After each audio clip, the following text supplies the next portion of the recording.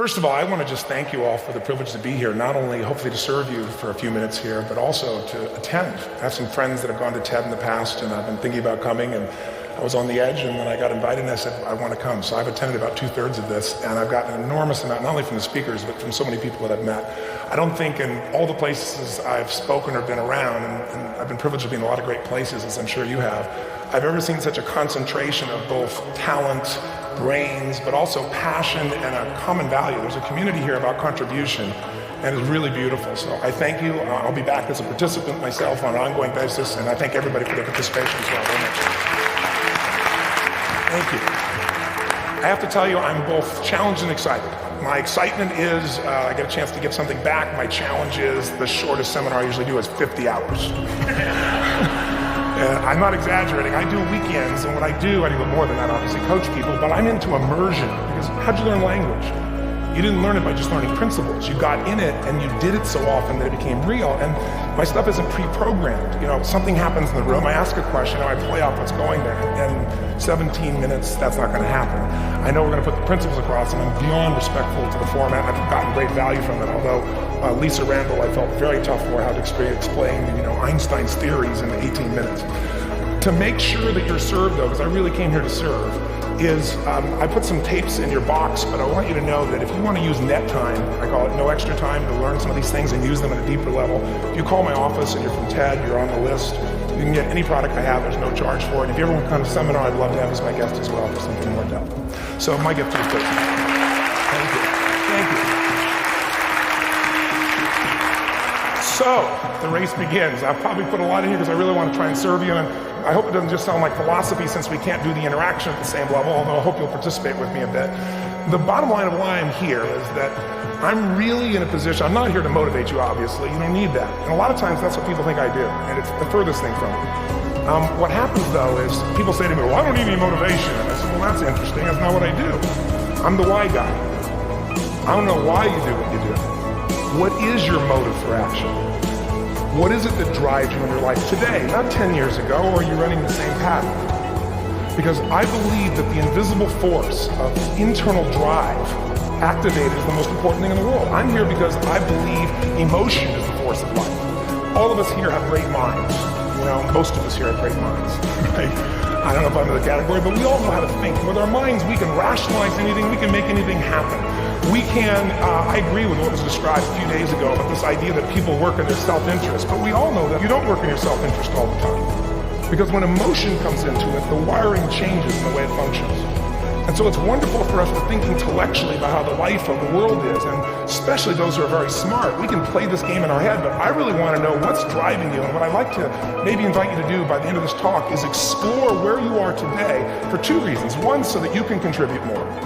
And two, so that hopefully we can not just understand other people more, but maybe appreciate them more and create the kinds of connections that can stop some of the challenges that we face in our society today. They're only going to get magnified by the very technology that's connecting us, because it's making us intersect. And that intersection doesn't always create the view of everybody now understands everybody and everybody appreciates everybody.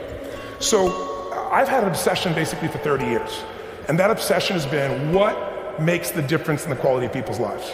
What makes a difference in their performance, because that's what I got hired to do. I got to produce the result now. That's what I've done for 30 years.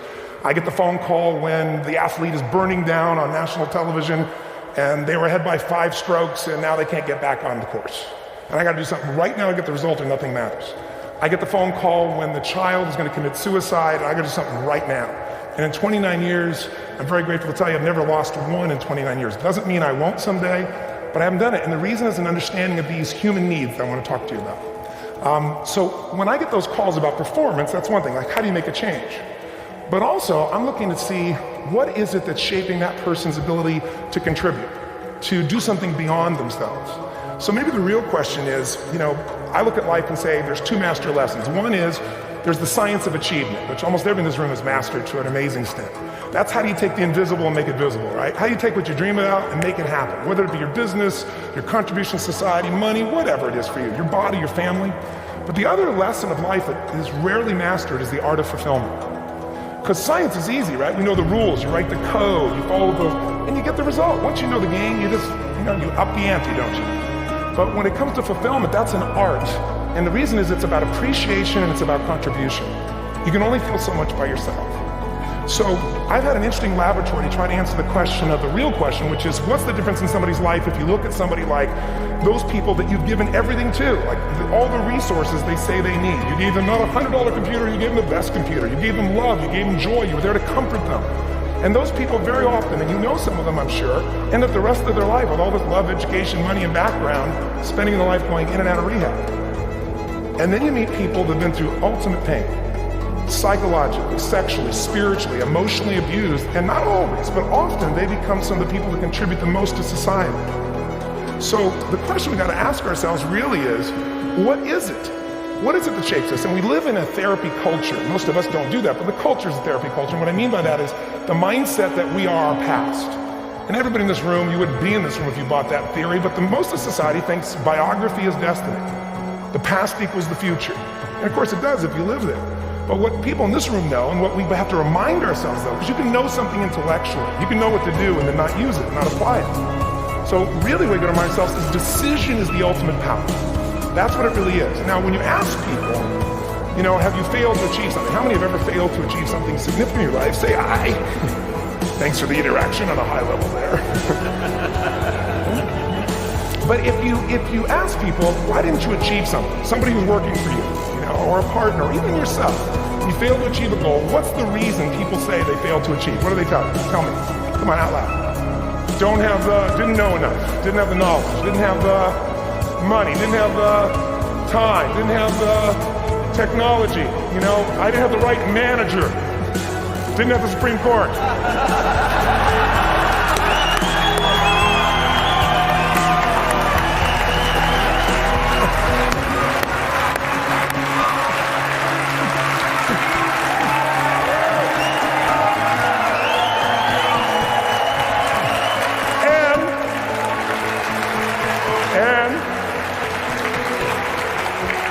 What do all those, including the Supreme Court, have in common?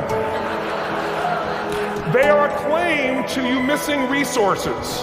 And they may be accurate. You may not have the money. You may not have the Supreme Court. But that is not the defining factor.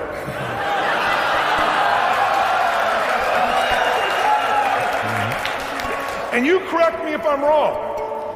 The defining factor is never resources, it's resourcefulness. And what I mean specifically, rather than just some phrase, is if you have emotion, human emotion, something that I experienced from you day before yesterday at a level that is as profound as I've ever experienced, and if you communicated with that emotion, I believe you would have won.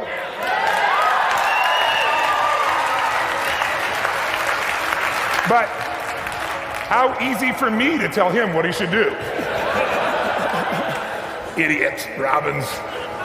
But I know when we watched the debate at that time, there were emotions that blocked people's ability to get this man's intellect and capacity and the way they came across to some people in that day. Because I know people that wanted to vote in your direction and didn't, and I was upset. But there was emotion that was there. How many know what I'm talking about here? Say I. So emotion is it, and if we get the right emotion, we can get ourselves to do anything. We can get through it. If you're creative enough, playful enough, fun enough, can you get through to anybody, yes or no? If you don't have the money, but you're creative and determined enough, you find the way. So this is the ultimate resource, but this is not the story that people tell us, right? The story people tell us is a bunch of different stories. They tell us we don't have the resources, but ultimately, if you take a look here, flip it up if you would. They say, what are all the reasons they have in common? We said that. Next one, please. He's broken my pattern. But I appreciated the energy, I'll tell you that. What determines your resources? We've said decisions shape destiny, which is my focus here. If decisions shape destiny, what determines it is 3 decisions. What are you going to focus on? Right now, you have to decide what you're going to focus on. In this second, consciously or unconsciously, the minute you decide to focus on something, you got to give it a meaning. And whatever that meaning is produces emotion. Is this the end or the beginning? Is God punishing me or rewarding me, or is this the roll of the dice? And emotion then creates what we're going to do, or the action. So think about your own life, the decisions that have shaped your destiny. And that sounds really heavy, but in the last 5 or 10 years, 15 years, haven't there been some decisions you've made that if you made a different decision, your life would be completely different? How many can think of one, honestly? Better or worse? Say I. So the bottom line is maybe it was where to go to work, and you met the love of your life there. Maybe it was a career decision. I know the Google geniuses I saw here. I mean, I understand that their decision was to sell their technology at first. What if they made that decision versus to build their own culture? How would the world be different? How would their lives be different? Their impact. The history of our world is these decisions. When a woman stands up and says, no, I won't go to the back of the bus, she didn't just affect her life. That decision shaped our culture. Or someone standing in front of a tank. Or being in a position like Lance Armstrong and someone says to you, you've got testicular cancer. That's pretty tough for any male, especially if you ride a bike. You got it in your brain, you got it in your lungs. But what was his decision on what to focus on?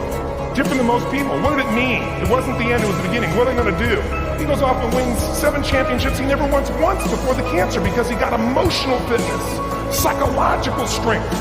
That's the difference in human beings that I've seen of the 3 million I've been around. Because that's what my lab. I've had 3 million people from 80 different countries that I've had a chance to interact with over the last 29 years. And after a while, patterns become obvious.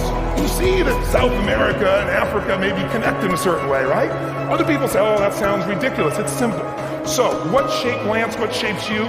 2 invisible forces, very quickly. 1, state. We all have had times. Have you had a time you did something and after you did it, you thought to yourself, I can't believe I said that. I can't believe I did that. It was so stupid. Who's been there? Say, ah. Have you ever done something after you do it? You go, that was me. Right? It wasn't your ability, it was your state. I should be able to change that quickly, but what I want to finish with quickly here is your model of the world is what shapes you long term. Your model of the world is the filter. That's what's shaping us. That's what makes people make decisions. When we want to influence somebody, we got to know what already influences them. And it's made up of 3 parts, I believe. First, what's your target? What are you after? Which I believe it's not your desires. You can get your desires and goals. How many of you got a goal or desire and thought, is this all there is? How many been there? Say, aye. So it's needs we have. I believe there are 6 human needs. Second, once you know what the target that's driving you is, and you uncover it for the truth, you don't form it, you uncover it. Then you find out what's your map. What's the belief systems that are telling you how to get those needs? Some people think the way to get those needs is destroy the world. Some people is to build something, create something, love someone. And then there's the fuel you pick. So very quickly, 6 needs, let me tell you what they are. First one, certainty. Now these are not goals or desires, these are universal. Everyone needs certainty that they can avoid pain, at least be comfortable. Now how do you get it? Control everybody, develop a skill, give up, smoke a cigarette. And if you got totally certain, ironically, even though we all need that, like you're not certain about your health or your children or money, you don't think about much more. You're not sure the ceiling's gonna hold up, you're gonna listen to any speaker. But while we go for certainty differently, if we get total certainty, we get what? What do you feel if you're certain? You know what's gonna happen, when it's gonna happen, how it's gonna happen, what would you feel? Bored out of your mind. So God, in her infinite wisdom, gave us a second human need, which is uncertainty. We need variety. We need surprise. How many of you here love surprises? Say, aye. You like the surprises you want. The ones you don't want, you call problems, but you need them. So variety is important. Have you ever rented a video or a film that you've already seen? Who's done this? Why are you doing it? You're certain it's good because you read it before, saw it before, but you're hoping it's been long enough you've forgotten enough there's variety. Third human need, critical, significance. We all need to feel important, special, unique. You can get it by making more money. You can do it by being more spiritual. You can do it by getting yourself in a situation where you put more tattoos and earrings in places humans don't want to know. Whatever it takes. The fastest way to do this, if you have no background, no culture, no belief in resources or resourcefulness, is violence. If I put a gun to your head and I live in the hood, instantly I'm significant. 0 to 10, how high? 10. How certain am I you're going to respond to me? 10.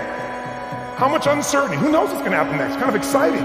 Like climbing up into a cave and doing that stuff all the way down there. Total variety and uncertainty. And it's significant, isn't it? So you're willing to risk your life for it. So that's why violence has always been around and will be around unless we have a consciousness change as a species. Now you can get significance in a million ways, but to be significant, you got to be unique and different. Here's what we really need. Connection and love, 4th thing. We all want it. Most people settle for connection because love's too scary. Don't want to get hurt. Who here has ever been hurt in an intimate relationship? Say aye. And you're going to get hurt again. Aren't you glad you came to this positive visit? But here's what's true. We need it. We can do it through intimacy, through friendship, through prayer, through walking in nature. If nothing else works for you, get a dog. Don't get a cat, get a dog. Because if you leave for 2 minutes, it's like you've been going for 6 months when you show back up again 5 minutes later, right? Now these first 4 needs, every human finds a way to meet. Even if you lie to yourself, even if you have split personality. But the last 2 needs, the first 4 needs are called the needs of the personality, is what I call them. The last 2 are the needs of the spirit. And this is where fulfillment comes. You won't get fulfillment from the first 4. You'll figure a way, smoke, drink, do whatever, meet the first 4. The last 2, number 5, you must grow. We all know the answer here. You don't grow, you what? the relationship's not growing, if a business is not growing, if you're not growing, it doesn't matter how much money you have, how many friends you have, how many people love you, you feel like hell. And the reason we grow, I believe, is so we have something to give of value. Because the sixth need is to contribute beyond ourselves. Because we all know, corny as it sounds, the secret of living is giving. We all know life's not about me, it's about we. This culture knows that, this room knows that. And it's exciting. When you see Nicholas up here talking about his $100 computer, the most passionate, exciting thing is here's a genius, but he's got a calling now. You can feel the difference in him, and it's beautiful. And that calling can touch other people. In my own life, my life was touched because when I was 11 years old, Thanksgiving, no money, no food, and we're not gonna starve, but my father was totally messed up. My mom was letting him know how bad he messed up. And somebody came to the door and delivered food. My father made 3 decisions. I know what they were briefly. His focus was, this is charity. What does it mean? I'm worthless. What I gotta do? Leave my family, which he did. The time, one of the most painful experiences of life. My 3 decisions gave me a different path. I said, focus on, there's food, what a concept. You know? Second, but this is what changed my life. This is what shaped me as a human being. Somebody's gift, I don't even know who it is. They're not asking for it, this is giving our family food, looking out for us. It made me believe this. What does it mean? That strangers care. And what that made me decide is, if strangers care about me and my family, I care about them. What am I gonna do? I'm gonna do something to make a difference. So when I was 17, I went out one day on Thanksgiving, it was my target for years, have enough money to feed 2 families. Most fun thing I ever did in my life, most moving. Then next year I did 4. I didn't tell anybody what I was doing. Next year, 8. I wasn't doing it for brownie points, but after 8, I thought I could use some help. So sure enough, I went out, and what did I do? I got my friends involved, and I grew companies, and then I got 11 companies, and I built the foundation. Now, 18 years later, I'm proud to tell you, last year we fed 2 million people in 35 countries through our foundation, all during the holidays, Thanksgiving, Christmas, in all the different countries around the world. It's been fantastic. Thank you. So I don't tell you that to brag, I tell you because I'm proud of human beings, because they get excited to contribute once they've had the chance to experience it and not talk about it. So finally, I'm about out of time, the target that shapes you, here's what's different about people. We have the same needs, but are you a certainty freak? Is that what you value most, or uncertainty? This man here couldn't be a certainty freak if he climbed through those caves. Are you driven by significance or love? We all need all 6, but whatever your lead system is tilts you in a different direction. And as you move in a direction, you have a destination or destiny. The second piece is the map. Think of that as the operating system tells you how to get there. Some people's map is, I'm gonna save lives even if I die for other people, and they're a fireman. Somebody else says, I'm gonna kill people to do it. They're trying to meet the same needs of significance, right? They want to honor God or honor their family, but they have a different map. And there are 7 different beliefs. I can't go through them because I'm done. The last piece is emotion. I'd say one of the parts of the map is like time. Some people's idea of a long time is 100 years. Somebody else says is 3 seconds, which is what I have. And the last one I've already mentioned that felt you. If you got a target and you got a map, and let's say, I can't use Google because I love maps, and they haven't made it good for maps yet. So if you use MapQuest, how many have made this fatal mistake of using MapQuest at some time? You use this thing and you don't get there. Well, imagine if your beliefs guarantee you can never get to where you want to go. The last thing is emotion. Now here's what I'll tell you about emotion. There are 6,000 emotions that we all have words for in the English language, which is a linguistic representation, right? It changes by language. But if your dominant emotions, if I have more time, I have 20,000 people or 1,000, and I have them write down all the emotions that they experience in an average week. And I give them as long as they need. And on one side, they write empowering emotions, the other is disempowering. Guess how many emotions people experience? Less than 12. And half of those make them feel like, so they got 5 or 6 good freaking feelings, right? It's like they feel happy, excited, frustrated, overwhelmed, depressed. How many of you know somebody who no matter what happens finds a way to get pissed off? How many know somebody like this? Or no matter what happens, they find a way to be happy or excited. How many know somebody like this? Come on. When 9/11 happened, I'll finish with this, I was in Hawaii. I was with 2,000 people from 45 countries. We were translating 4 languages simultaneously for a program that I was conducting for a week. The night before was called Emotional Mastery. I got up, had no plan for this, and I said, we had a list of fireworks, I do crazy fun stuff. And then at the end I stopped, and I had this plan I was gonna say, but I never do what I'm gonna say. And all of a sudden I said, when do people really start to live? When they face death. And then I went through this whole thing about if you were gonna get off this island, if 9 days from now you were gonna die, who would you call, what would you say, what would you do? One woman, well that night is when 9/11 happened. One woman had come to the seminar, and when she came there, her previous boyfriend had been kidnapped and murdered. her friend, or new boyfriend, wanted to marry her, and she said no. He said, if you leave and go to that Hawaii thing, it's over with us. She said it's over. When I finished that night, she called him and left a message, true story, at the top of the World Trade Center where he worked, saying, honey, I love you. I just want you to know, I want to marry you. It was stupid of me. She was asleep, because it was 3 a.m. for us, when he called her back from the top and said, honey, I can't tell you what this means. He said, I don't know how to tell you this, but you give me the greatest gift, because I'm going to die. And she played the recording for us in the room. She was on Larry King Radio. And he said, you're probably wondering how on earth this could happen to you twice. And he said, all I can say to you is, this must be God's message to you, honey. From now on, every day, give your all, love your all. Don't let anything ever stop you. She finishes, and a man stands up and he says, I'm from Pakistan, I'm a Muslim. I'd love to hold your hand and say I'm sorry, but frankly, this is retribution. I can't tell you the rest because I'm out of time.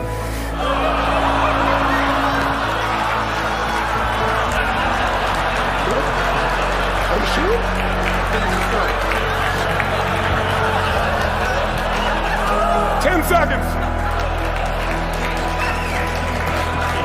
10 seconds, no, I want to be respectful. 10 seconds, all I can tell you is I brought this man on stage with a man from New York who worked in the World Trade Center, because I had about 200 New Yorkers there. More than 50 had lost their entire companies, their friends, marking off their Palm Pilots. One financial trader, this woman made of steel, bawling, 30 friends crossing off that all died. And what I did to people is said, what are we going to focus on? What does this mean, and what are we going to do? And I took the group and got people to focus on, if you didn't lose somebody today, your focus is going to be how to serve somebody else. There are people, one woman got up, she was so angry and screaming and yelling. She wasn't from New York, she's not an American, she doesn't know anybody here. I said, you always get angry? She said, yes. Guilty people got guilty, sad people got sad. And I took these two men and did what I call an indirect negotiation. Jewish man with family in the occupied territory, some New York who would have died if he was at work that day. And this man who wanted to be a terrorist. I made it very clear. And the integration that happened is on film, which I'll be happy to send you. So you can really see what actually happened instead of my vocalization of it. But the two of them not only came together and changed their beliefs and models of the world, but they worked together to bring, for almost 4 years now, to various mosques and synagogues, the idea of how to create peace. And he wrote a book, which is called My Jihad, My Way of Peace. So transformation can happen. So my invitation to you is this. Explore your web, the web in here. The needs, the beliefs, the emotions that are controlling you. For 2 reasons. So there's more of you to give. They're cheap too. You don't want to do that, but I mean give. Because that's what's going to fill you up. And secondly, so you can appreciate, not just understand, that's intellectual, that's the mind, but appreciate what's driving other people. It's the only way our world's going to change. God bless you. Thank you. I hope this is sort of. Kenny Robbins.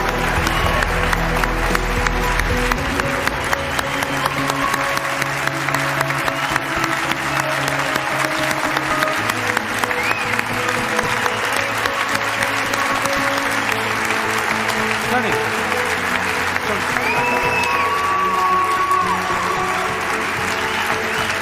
You gotta just right